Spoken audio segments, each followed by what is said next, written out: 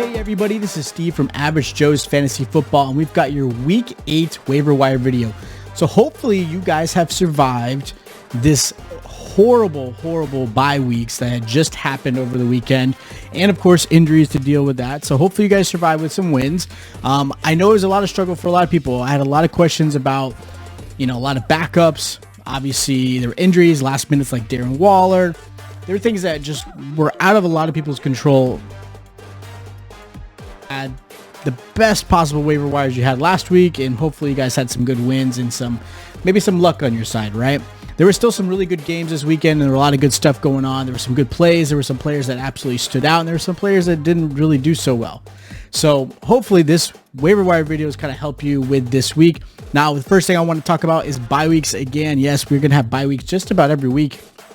With that said, there's only two teams that are on a bye week this week. You've got the Baltimore Ravens and the Las Vegas Raiders. That's it. So there are going to be a couple things on here, like maybe a Derek Carr or Lamar Jackson or, Hollywood Brown. There are some players obviously that you'll be missing this week that you'll have to fill in. But with that said, it's not as many like we just went with this past weekend that had 6 teams.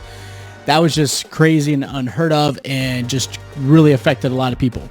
So we're going to jump into this. The first thing I want to talk about as far as some good waiver wire pickups for quarterbacks are going to be Kirk Cousins. I know it's kind of odd. I've mentioned him before in the past. He's still available in about 31% of most leagues, so he's out there. They are playing against the Cowboys, and that's kind of the reason why I have him as a really good option if you need to stream him or, fill in for a Lamar Jackson or a Derek Carr. Cowboys give up a lot of yards, and they do give up points to the quarterback position. They do have turnovers as well, so that's something you got to look for. Obviously, Kirk Cousins can have those moments, but he's actually having a really great season so far this year. And this is actually a game that I believe, this could be more of what the Cowboys are hoping they don't run into, is that a team like the Vikings that can actually score with them. The next person I have, again, take this with a grain of salt, is Jameis Winston. Now, I have Jameis Winston. He's going against his former, team in the Tampa Bay Buccaneers. Winston is available in about 49% of most leagues. He has a good matchup. Not to say he's going to have a great game, but he's got a good matchup in this. Obviously, there's a little bit of that revenge game mode that a lot of people always kind of bring up. And I think at this point, I don't think he's necessarily upset with the Tampa Bay Buccaneers. I'm sure he understands. But this is a good matchup for him. And I really do think this is going to be a good game for him. Again, I'm not expecting an amazing game. I think maybe 2 touchdowns max. But I do like him as a good streamer for you guys this week.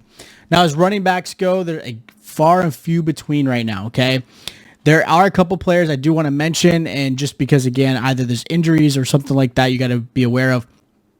But the first person I actually want to talk about is Michael Carter for the New York Jets. Look, Michael Carter is going to be the guy, and his snap share is just continuously growing and growing every single week. And again, like I mentioned in the past, anytime you have a team struggling like the New York Jets, who are at a point where they know their season's over with, they're going to start playing their rookies or their younger talent to kind of evaluate for the next season to see who should really be there and who should be, for part of the future.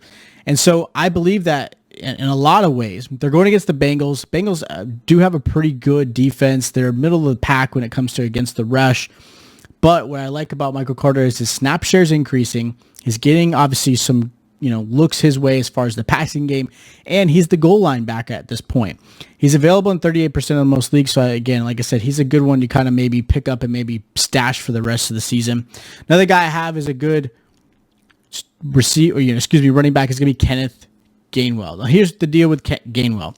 He's available in 29% of most leagues. He's probably taken in yours. But the reason I mentioned him is the fact that Miles Sanders left the game hurt. We don't know what's going on with him yet. Nothing's been announced as of this time of the recording. Obviously, we'll keep you updated if anything does change. But with Sanders being hurt, Gainwell is going to be the RB1 in that backfield, which helps kind of increase his value a little bit. They weren't using the backs anyways in Philadelphia, so I'm not saying this is going to be an RB2, strong RB2. I think he's going to be a low RB2, maybe a high RB3, depending on, again, matchups and who they're playing. They are going against the Lions, who surprisingly can do really well against the defense as far as a rush defense. But again, depending on how the flow of the game goes, Gainwell is going to get you anywhere from 10 to 15 points and if not more, depending on how many touchdowns. So I do like Gainwell as a good backup to kind of pick up for maybe flex and, again, fill in for Sanders. Another guy I have as a good pickup because he's still available and a lot of people are unsure what to do with him is Rashad Penny. Rashad Penny's going against the Jaguars. He's available in 67% of most leagues. He just had his first game back as far as, his game back for, I think it was actually hasn't started all season. So he's there. We don't really know what's going on with Chris Carson with his neck. It could be something that might be a couple more weeks. It might be the rest of the season. Neck injuries are always touchy, and there has been a lot out of Pete Carroll as far as what's going on with him. But he adores and absolutely loves Rashad Penny. And I know there's Alex Collins there, but Alex Collins is really kind of the fill-in until Penny came back. And so that's where I like Penny. He's still available. Like I said, he's somebody I would definitely grab, especially if you have Chris Carson. You kind of want to have that handcuff, depending on obviously what's going on with that. Another thing I've got to, talk about is Dearness Johnson still kind of out there. I didn't put him on this necessarily, but I wanted to bring him up because he's still available in most leagues. Not every league, but in most leagues.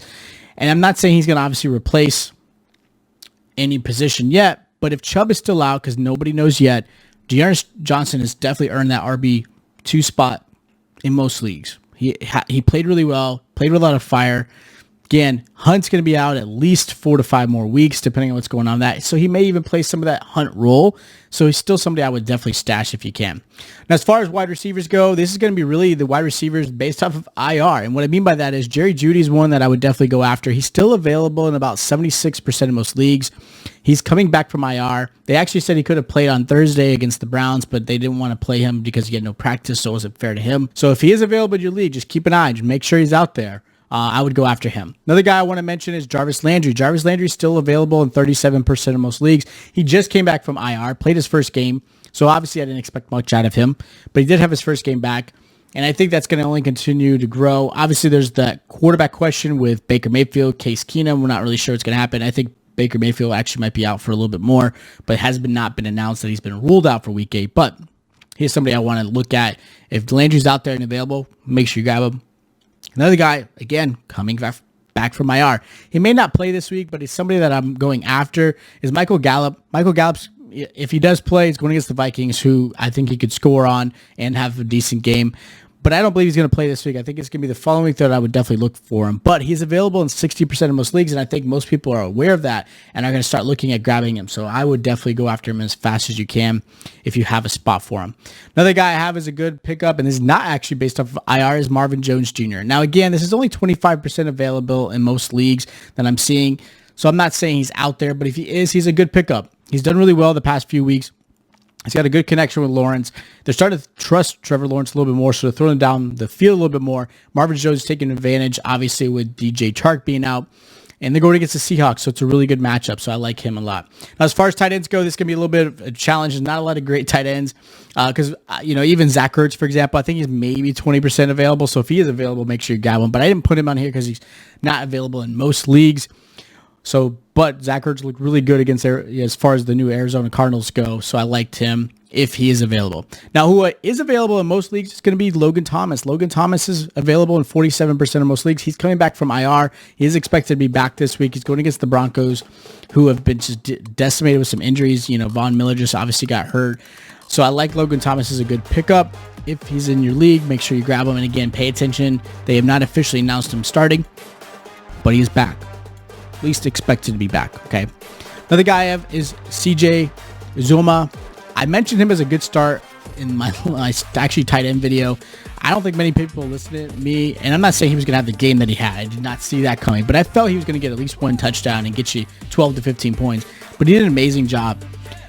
I'm not saying he's a tight end one, but what I like about him is that where he's building that relationship with Burrow, he is getting some of those red zone looks. Now, the 2 TDs that he had this past weekend were obviously long ones, so again, a little bit different, but if you need to stream a tight end, like obviously Darren Waller's out, Mark Andrews is out, you need something. He is going against the Jets. This is a good matchup for him as far as the Jets go, and he's available in 82% of most leagues, so he's somebody I would definitely go after. So just keep an eye on that. That's something that you might want to do and go after.